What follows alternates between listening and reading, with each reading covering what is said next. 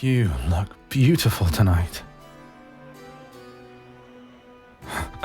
No need to thank me, darling. All I did was dress you up and give your horns a polish. It was a pleasure to do so, but you're the one pulling it off. Well, I admit it was a delight finally finding a robe for you that suits the revel's theme, and one that flatters your figure so perfectly, too. The shooting stars catch the candlelight exactly as I hoped they would, and they match the fire opals in your eye mask. Utterly lovely.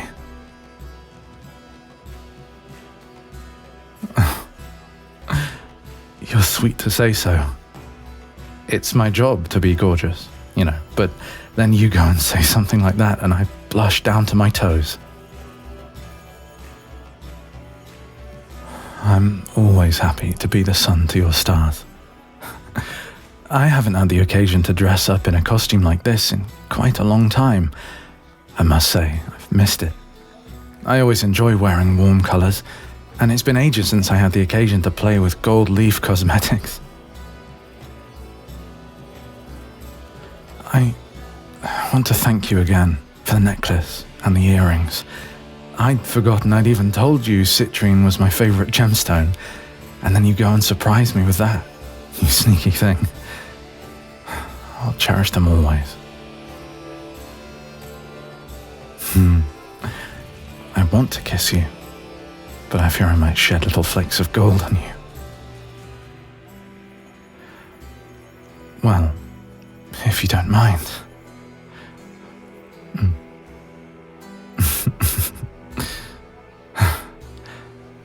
My heavens, look at them all. I wasn't expecting such a big turnout. Oftentimes we get the same patrons again and again at these gatherings, but honouring the Night Bright Lady seems to have brought in quite a few new faces. And some old ones. I wasn't expecting to run into Justin and Rosaline after so long. I hope I didn't make you stand there for too long while we nattered about boutiques in Waterdeep. Good. I'm so glad you're enjoying yourself. It was such a joy to have the opportunity to introduce you to some of my oldest friends. I think you left a wonderful impression. Rosaline doesn't give bear hugs to just anyone, Let's see. There'll be moon viewing in the gardens, available all evening, of course. At some point, I think the children's choir from the Temple of Stars are going to put together a show for us. Oh, did you see them romping about earlier in their little costumes? Adorable.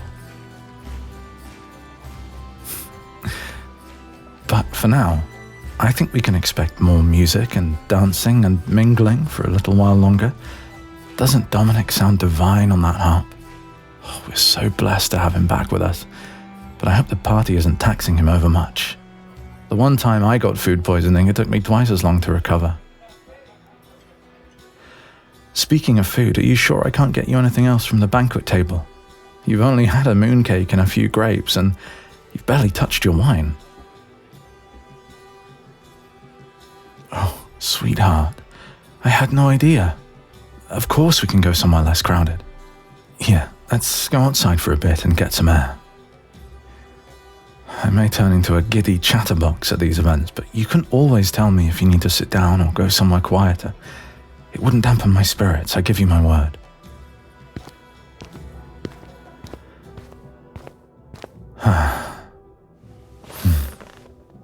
I'm glad you suggested this, actually. I've daydreamed often what it would be like to just sit and hold your hand like this. I love your habit of twining your tail around my ankle when we sit. You don't even realize you're doing it, do you? How are you so cute? Are you feeling better? Good. Oh, I know the feeling. Parties can be quite overwhelming, especially when you're not used to them. And you've been away from Baldur's Gate for so long. When was the last time you attended a party, anyway? Lauren's wedding. My gods, that was 2 years ago. Darling. It's no wonder all these crowds are wearing on you. No, I don't blame you one bit. It took me a long time before I became accustomed to big gatherings like this. Before I became an acolyte, I had my circle of friends, and we had a lot of fun together. But as far as the more prestigious parties went, the invitations seldom included impoverished tieflings who wore clothes that came out of the magpie's discount bins. Oh, then I joined the Temple of Suni, and it felt so bizarre suddenly being thrust into a world where I was not only allowed but expected to schmooze with everyone else. My first revel was unimaginably glamorous. The food, the music, the beautiful decorations. But gods, I was scared to death. I hid at the banquet table, gawping at everyone's gorgeous clothes and feeling completely out of my depth. I didn't know what to say to anyone or what to do with my hands. Don't even get me started on dancing. I kept expecting someone to come over and just tell me to leave at any moment. I just needed time to come out of my shell, I think. These days, all of that's just normal, as easy as breathing. For all I fret during the days leading up to it, my life would feel incomplete without a monthly revel to help plan for. And as usual, I was silly to worry. Everything's been marvelous. Or maybe it's just that I'm here with you.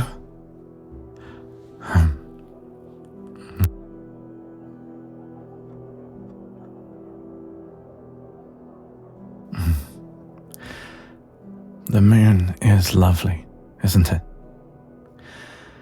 There were so many times when I'd gaze up at it and wonder if you were looking too. Made you feel less far away. I know that you're leaving again in a week, and I wouldn't keep you from your duties for the world, but God, it's going to be so hard. It always was before, but now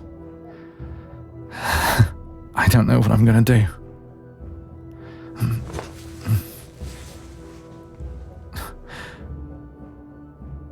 God, you're so good to me. I've been thinking, this is a very silly idea, I know, but hear me out. What if I came with you? It's been a while since I took any sort of vacation, and honestly, I don't mind where you end up going. I'd be happily traveling anywhere if it meant I'd get to spend more than a handful of days with you at a time, and I know what you're about to say. Believe me, I'm well aware that I'm not an outdoorsy person, but I don't care. With you around, I wouldn't even notice the mosquitoes. I could stay at your camp while the rest of you went off exploring. I'm sure I'd be quite safe there. I could cook and mend your clothes and polish armor, and wouldn't it be wonderful at the end of a long day to have someone to rub your shoulders or draw you a bath? Perhaps share your bedroll. I'm sure I'd figure out a way to draw you a bath in the middle of the wilderness. What do you think?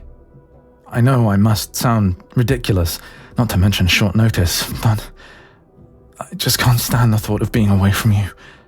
Not after I've given you my heart. It's unbearable. I'd miss you too much, and I hate the thought of you missing me.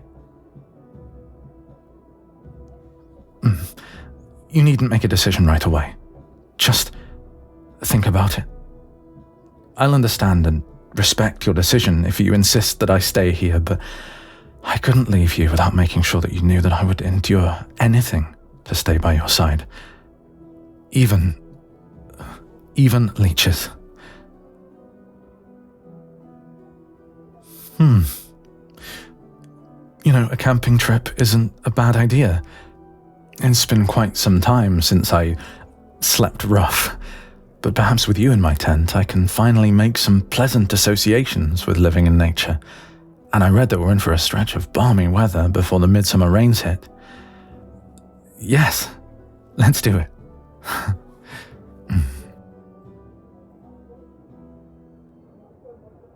I love you too. Oh. Do you think I could tempt you into a dance? I still don't have much of a gift for it, but this sounds like a slow one. I want to feel your arms around me and forget that we're not the only people in the room. Then, lead the way.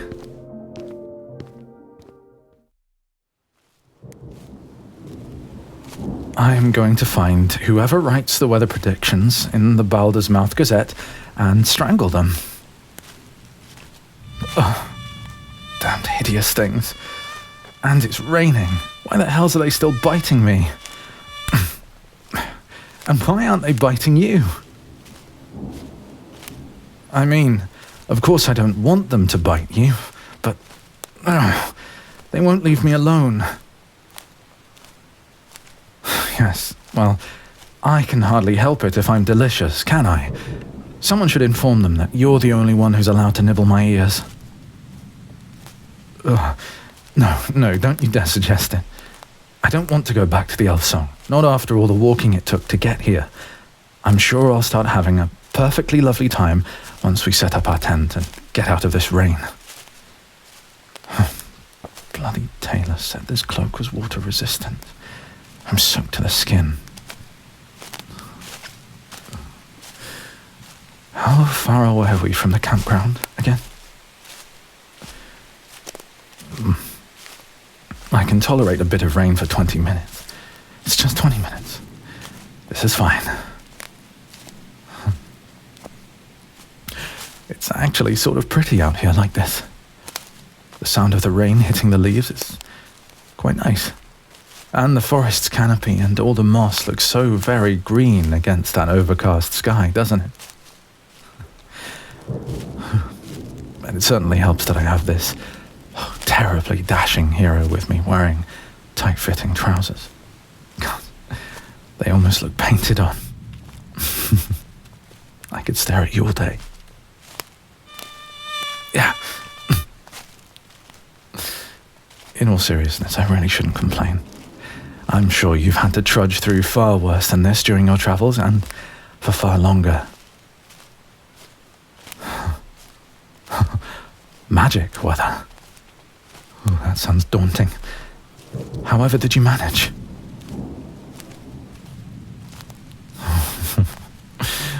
God, you poor thing. I suppose you didn't have much of a choice but to keep going. Strange what one can get used to.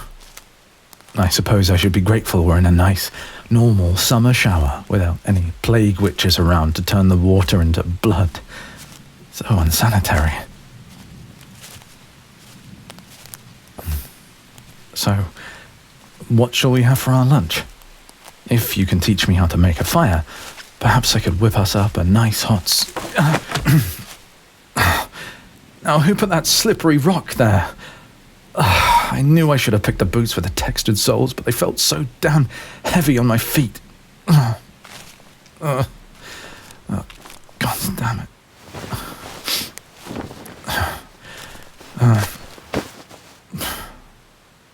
Thank you, darling. I'm all right. Nothing bruised but my pride. A little mud never hurt anyone. I slather grateful patrons from neck to ankles in mud at least thrice a week. Although this stuff's full of leaves and a rather different texture than what I tend to use. A spider! A spider! Oh dear God, it's huge! Get it off! Did you get it? You got it. Oh, thank God.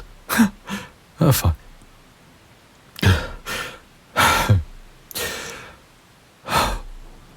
If the next words out of your mouth are you telling me that creature was more scared of me than I was of it, I'm going to bite you.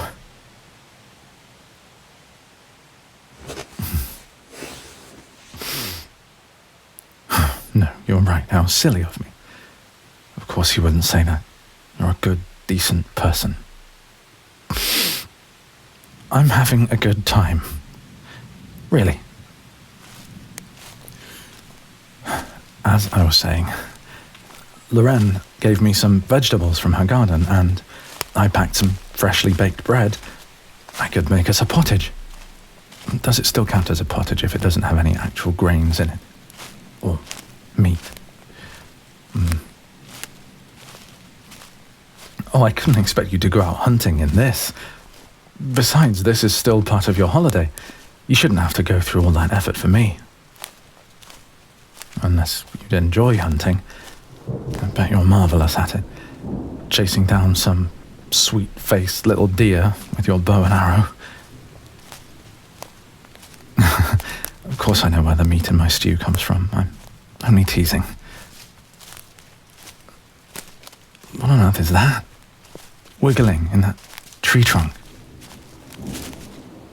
I can't tell, it's moving so strangely. Oh, it's a snake. Ooh.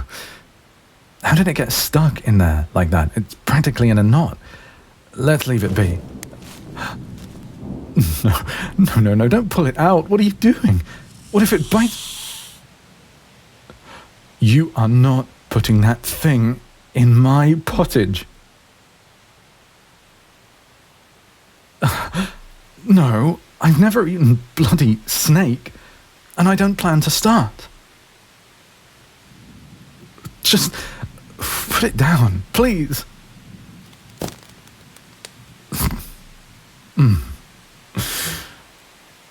You're teasing me. You don't actually eat those. No, you can't be serious. You cannot be serious. I can't believe you'd actually seek out stalls that sell snake kebabs. Oh no, there's nothing wrong. Just one day you wake up and find out the love of your life is a total stranger who eats snake meat. I'm glad you're finding this amusing.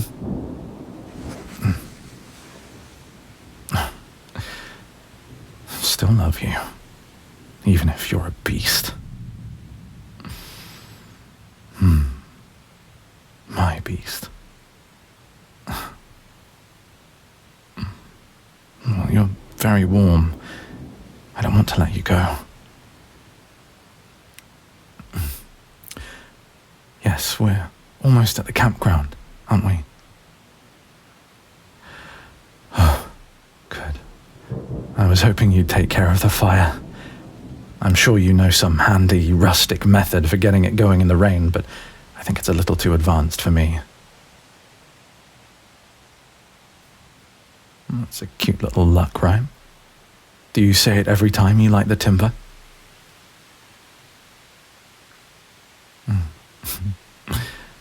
I wish my father had been around to teach me such things. Oh, don't be silly. My mother taught me plenty, such as how to mend the enormous tear you have in the seat of your trousers. You did. Ripped them wide open while you were dancing about with that snake wrapped around your arm. I would have told you eventually. Oh, merciful heavens. An impassioned hunter has cornered me in the forest. Whatever shall I do?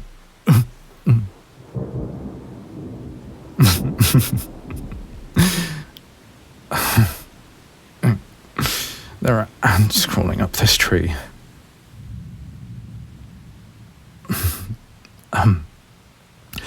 Darling, are ants supposed to be red? For goodness sake.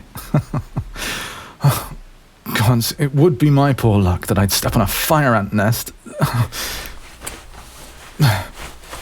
There. Thank you, love. I'm all right, nothing bit me. I don't think any actually got on me. Horrible things. Could we go and make our camp now? I'll try and set up the tent. We can change into some dry clothes. Or maybe we can forego the clothes altogether. You pinning me against the tree put me in a bit of a mood before the bugs happened, anyway.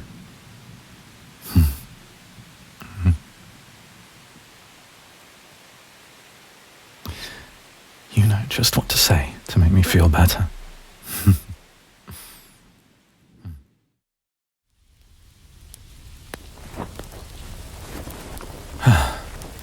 There.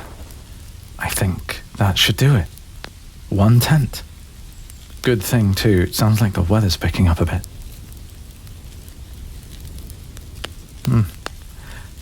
That was very clever, making a little awning, bending pine branches like that. I was honestly a bit baffled as to how you were going to pull that off.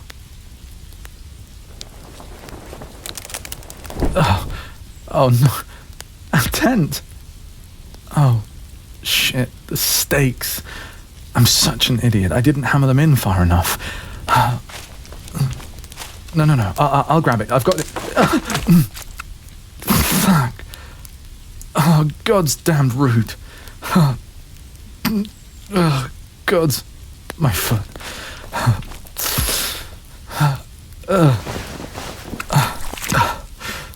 Okay. I give up. I'm done. I'm done trying. I just want to go home. Please. I'm sorry. I'm so sorry. Darling, I wanted this to work so much, and I couldn't do it. It's not all right.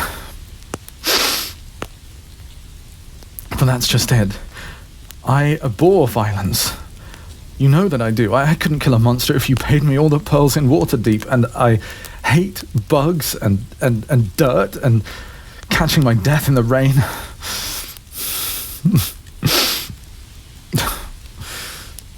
But I don't want to wait for you in the damn city anymore. I wanted to show you that I could leave it for you. You're worth so much more than living in a nice clean temple with soft beds and scented soaps and miniature quiches. I wanted to prove that to you.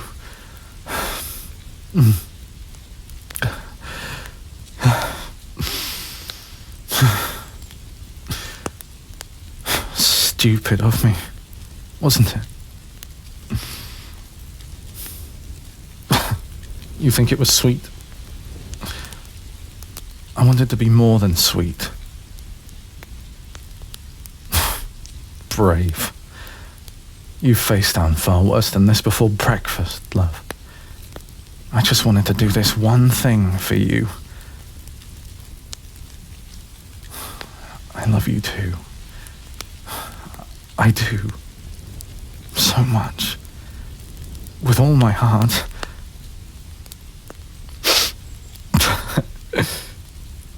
You knew all along that this would happen, didn't you?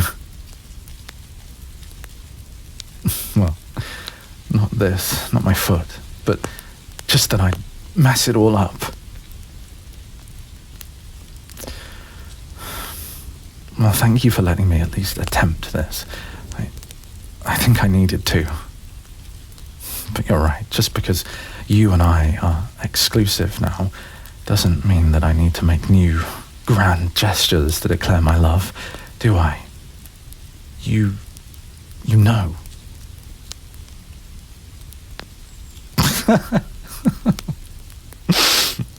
Just wish you'd told me I didn't have to prove anything to you sooner.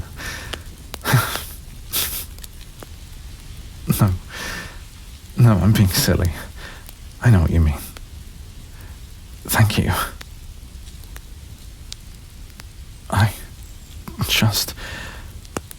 I want so much to be what you need. And if what you need is a massage and a mani-pedi and my arms around you at journey's end, that's what I'll be.